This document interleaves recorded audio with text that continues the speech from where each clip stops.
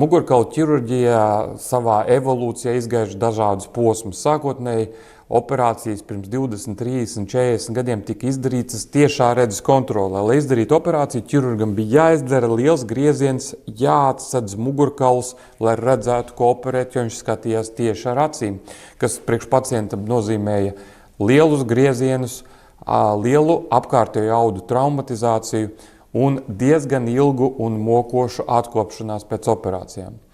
Pakāpeniski šo te ķirurģisko metodi sāka nomainīt mikroķirurģija, kas mūsdienās joprojām ir aktuāla. Mikroķirurģija ir situācija, kad operācija tiek izdarīta nevis vairs redzes kontrolē, bet mikroskopa kontrolē. Operāciju mikroskops ir tas, kas nodrošina ārstam palielinājumu, un mikroskops vienlaicīgi ir gaismas avots. Līdz ar to mikroskops ļauj ieskatīties kaut kur dziļi mugurkaula struktūrās caur mazu atslēgas cauruma griezienu. Tādējādi šīs operācijas tiek padarītas par pacientiem krietni vieglāk panesamām, un pacienti daudz vieglāk atkopjas pēc šādām operācijām.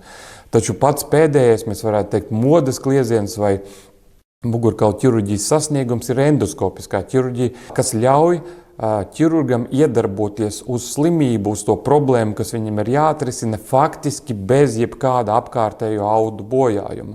Tātad endoskopiskās operācijas gadījumā vairs netiek lietoti faktiski griezieni, bet mēs tos varētu nosaukt par dūrieniem. Un klasiskā situācijā tiek izdarīti divi dūrieni. Caur vienu dūrienu tiek ievadīta šaura videokamera, kas ārstam nodrošina redzamību. Tātad ārsts var skatīties monitorā un kontrolēt to, ko viņš dara, un iedarboties uz slimību.